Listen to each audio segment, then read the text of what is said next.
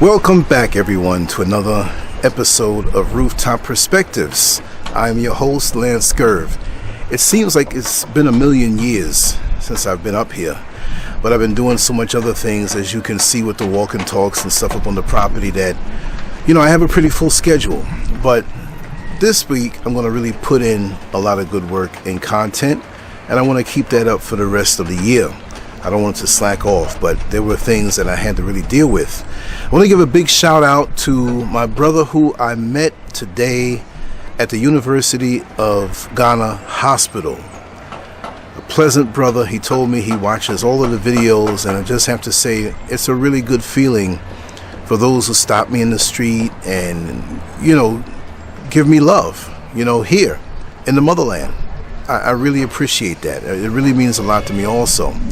I never thought it can come to this. I'm not looking for attention, but it's nice when just the moment you think you're not being noticed, that somebody face to face comes to you in a new country, because even though I've been here going on 3 years this September, it's still relatively new to me. I'm still learning a lot of the customs and the mentalities and just different cultural things that it's really feeling like home when things like that happen, and you get a feel that you are appreciated and you are accepted, and that's a really nice feeling. Of course, you have situations that people may not understand you, but that goes without saying. And so that's why on both sides, conversations have to be made so we can understand each other, so it could be a plus instead of a minus or some bad experience. So I have to say I really feel settled in here, and it's nice.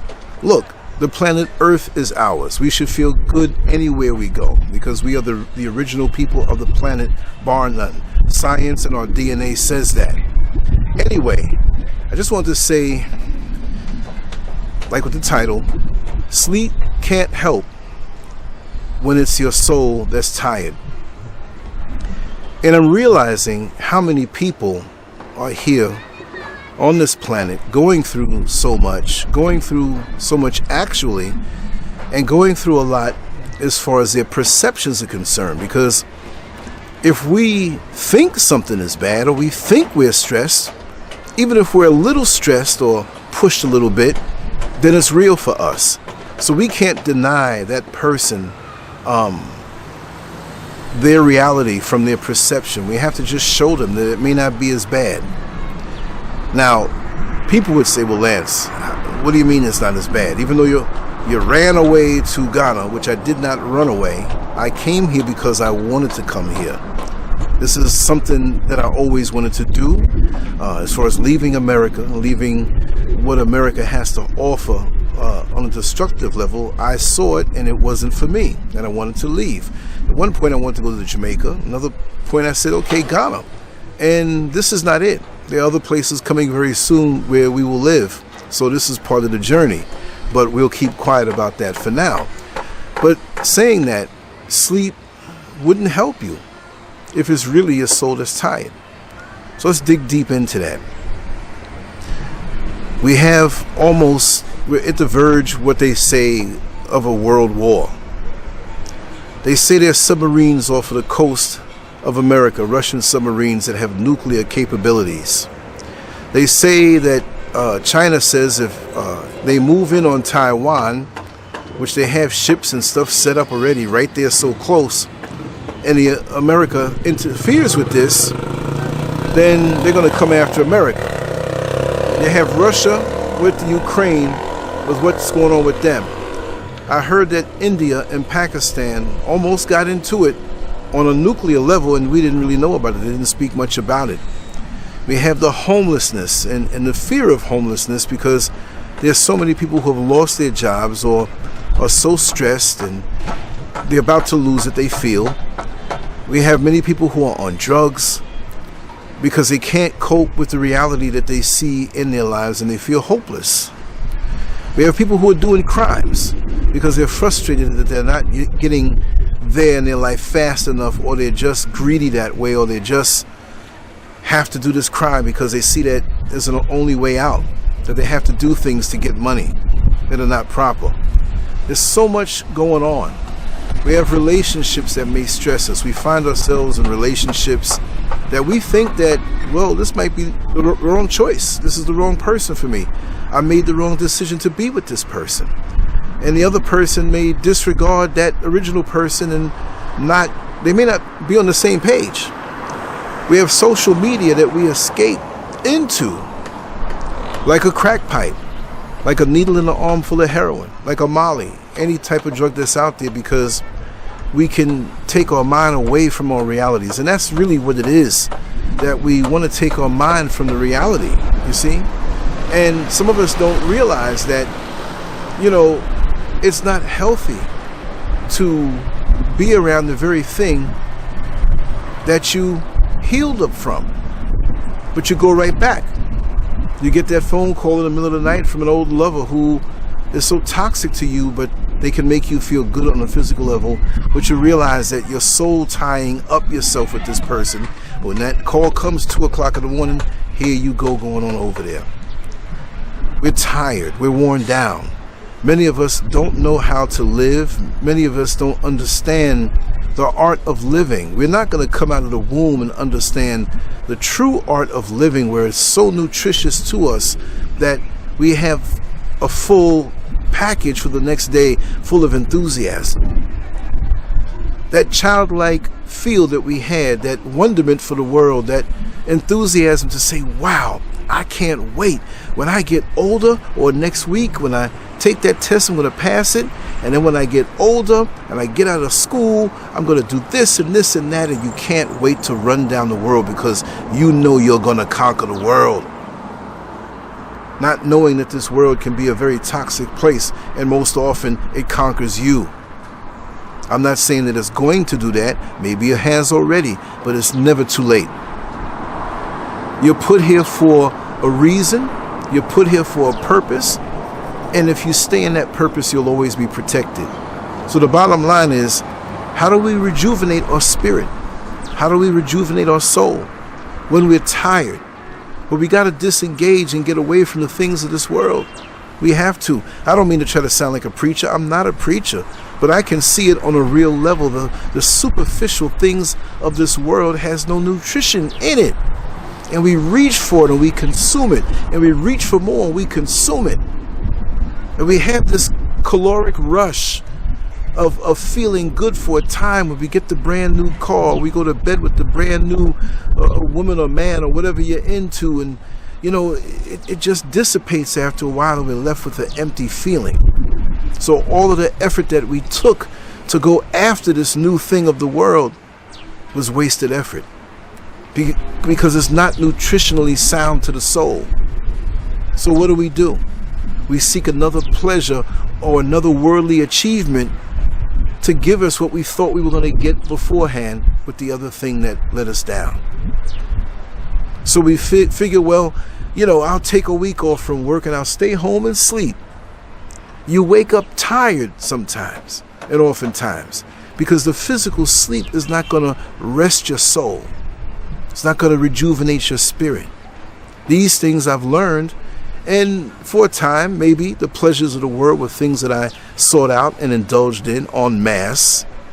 And you quickly learn how things turn over so fast and how the years can go by and you can see yourself getting older and older. Not old if you save yourself from indulging in these things which drain you. But I see people who are my age, a little younger, who look way older than me. And I see myself, I know how I've aged. April 8th coming, the big 6-0. I love it. Because at that point, I'm going to fight even harder, not just to maintain what people would say is a youthful glow, because we're made to go back into the earth. But the bottom line now for me is to maintain that youthful spirit and have my soul rested, to be able to do what I need to do on this level before I transition. Because there's always going to be the new car. There's always going to be the shapelier woman. There's always going to be the more handsome dude with the six-pack that drives a drop top and has a lot of money. You don't know how he's getting it, right? There's always that next thing that looks so good, that looks like it may be the answer to our world. But like they say, the grass is always greener on the other side of the fence. And sometimes it may be. But you can't keep hopping the fence. You might get shot going into somebody's yard that you don't belong to, and they don't know whether you're a thief or a robber, but you shouldn't be there.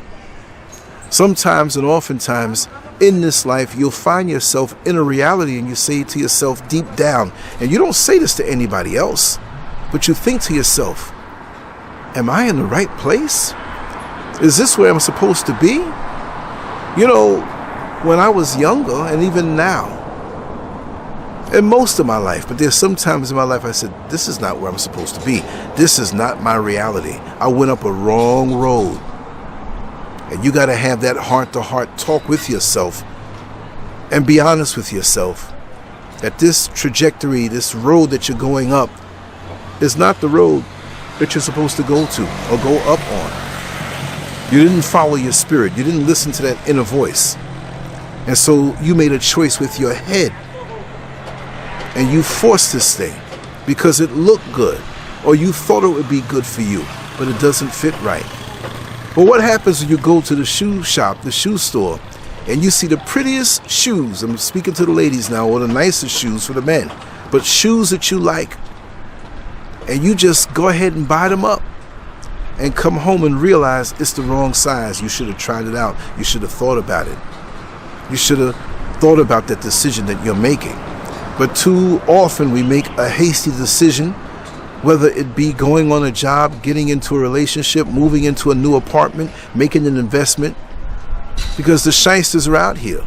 The shysters are here to rip you off. The shysters are out here to make it where you cannot even think, that you're paralyzed and with words thrown at you that appeal to you.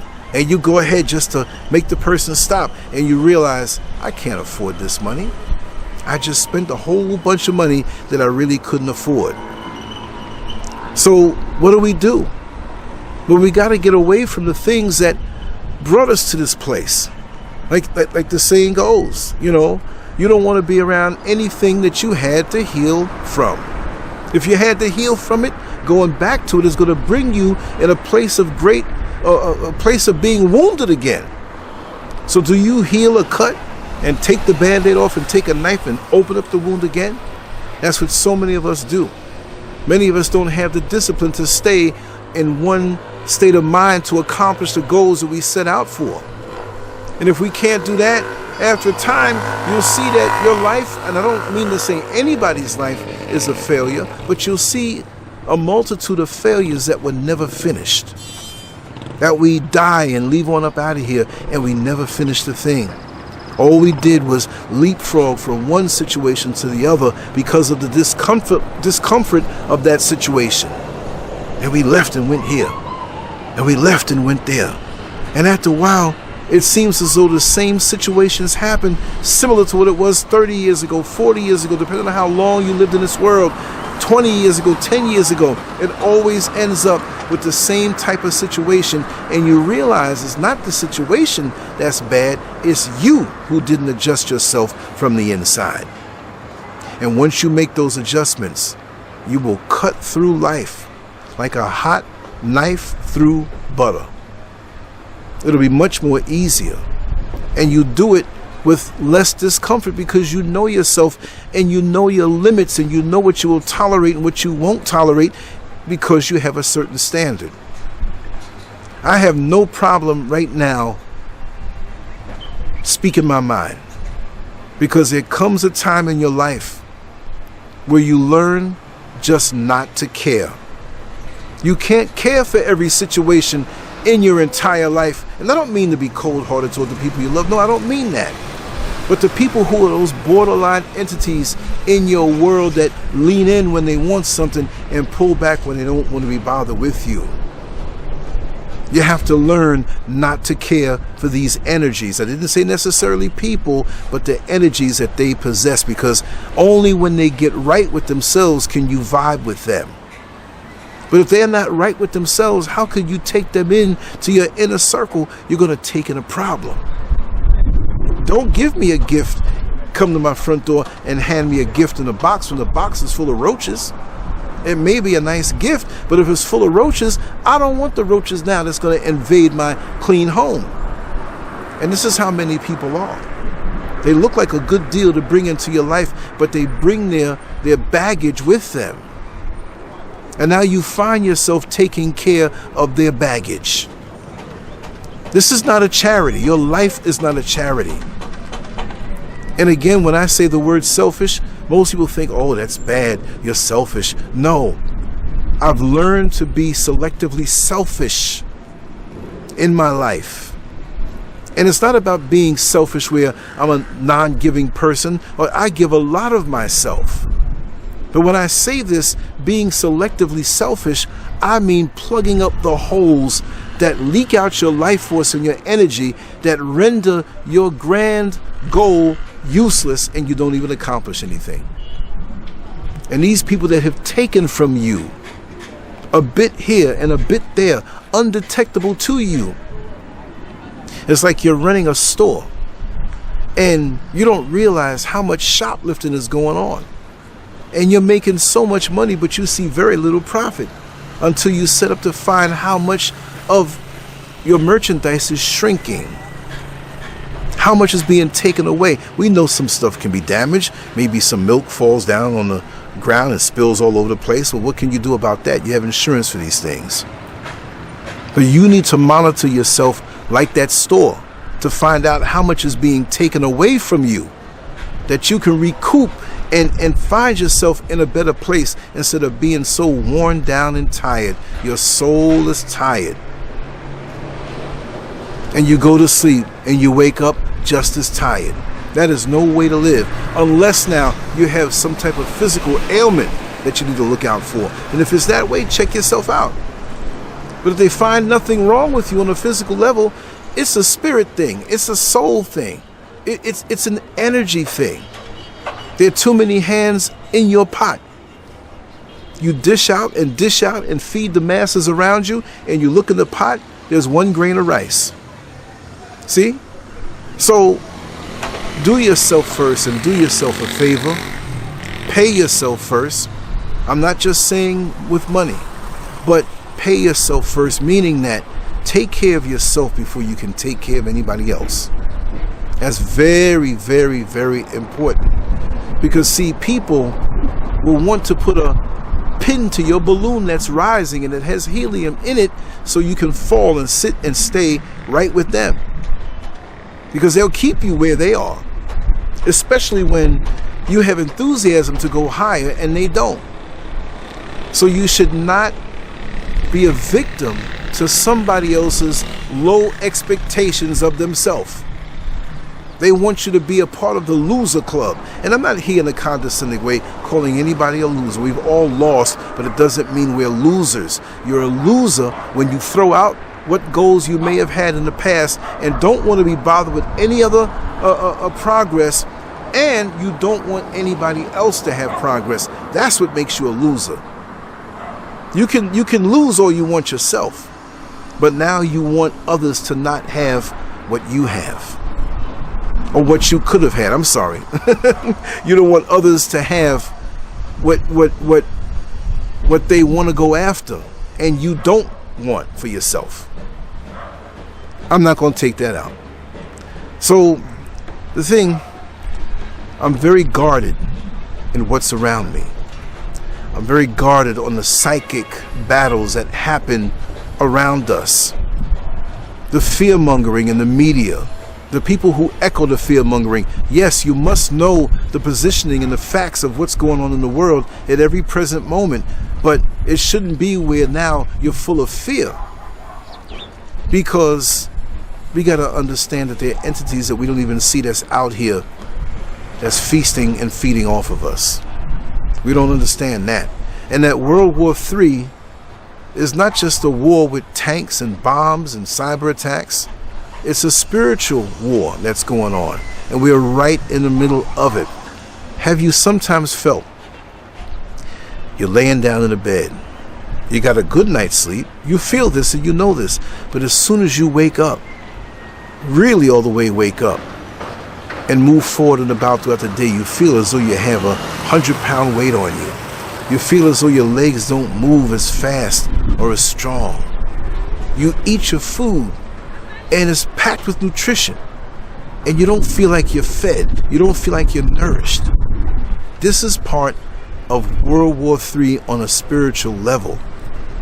And the actual positioning of the world's war with man, could that be maybe, I'm not saying, could that maybe a big distraction to have us focusing on these things while the real World War III on a spiritual level is happening?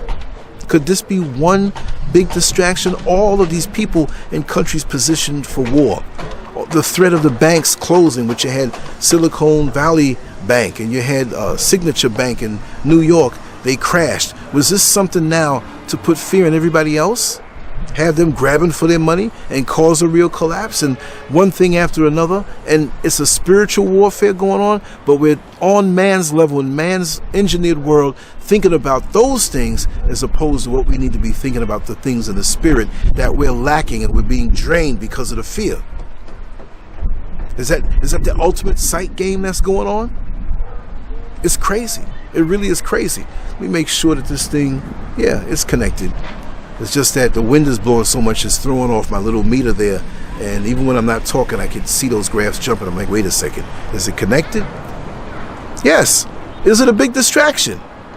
You know, is that the real World War III? Let's not even put a number on it. Is that the real, what they call end times, which we know that this world, this planet is not going to end. We know it's the order that's going to end. But so many of us who say this don't really feel it and acknowledge it all the way because we fall into the fear-mongering. I'm going to have a great day every single day until I need to know that maybe there's something drastic that I have to do in response to what's going on in the world. Until then, I'm not going to sit here, oh my God, yeah, they're coming, the bombs, the money's collapsing. Look, I'm looking at mangoes right now down the road on the tree. There's a bunch of mango trees around here, even though this is the edge of the actual city, and the mountains are over there behind me or in front of me, to the side of me. If the money collapses, is that mango tree going to start charging me for getting mangoes off the tree? No.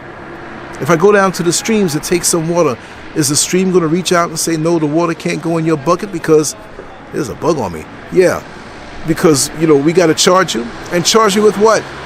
Man's money that collapsed? Let it collapse. I don't care. Let it collapse. It never cared about me. It doesn't care about you. The physical money that they print up. That's not real. The money's not real. We run after it and we're being duped because we're not getting anything of value. We need to take that money while they say it has value and purchase something of value and purchase something that will keep us sustained for a long time and live in nature. Trees, fruit trees, roots that grow under the ground, potatoes and yams and things that you can pull out and eat that keep feeding you year after year after year. Invest in that. People that say, oh, we got to invest in this stock and that stock. Hey, do it if you want to. You know, I did a little cryptocurrency and got a little money out of it. It's locked up now. Well, so be it. I got what I needed out of it. If you think that that's the only way that you can gain in this world by playing in man's system, then you're not thinking about nature. You're not thinking about getting away from it because we have too much fear. And they're sucking our energy because of the fear. I am where I want to be. I am positioned where I want to be and where I need to be, and I'm so happy for that decision. Maybe what I did for my life is not the decision that you want to make for yours. Maybe it might not be a good fit. The pair of shoes that I went into the shoe store and got that fit me perfectly because I made a decision and tried them on. If you run and get the same thing, it may not work out. It may be too small for you. It may be too big for you. We all have to think about our individual lives, and too many of us are following behind everybody else on what they're doing. It may not be a good fit for you. I couldn't see myself in America right now. I'd be so frustrated right now because I know I don't belong there. Never did.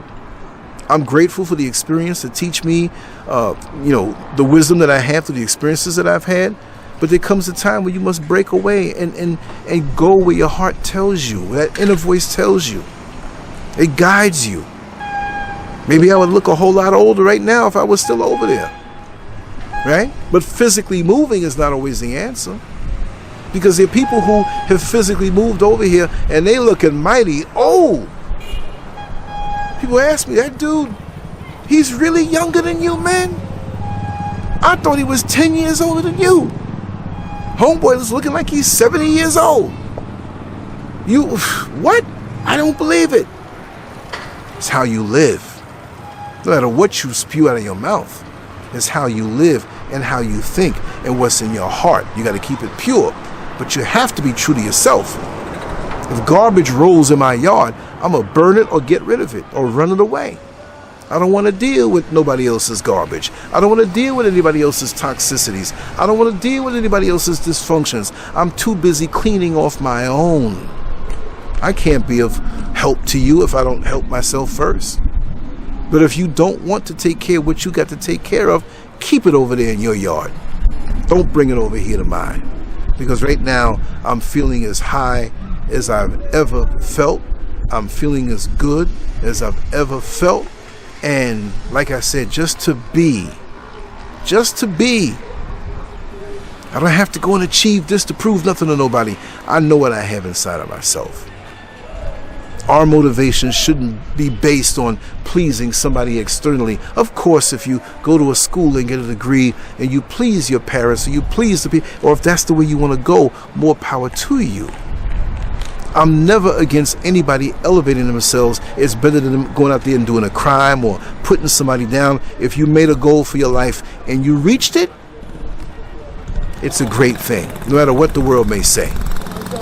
It may not be for me, but it's for you. But what you did for you may help me down the line because you did what you did, and now you're on a higher level to know this certain area of expertise. Mine may be different, so we can all move in unison.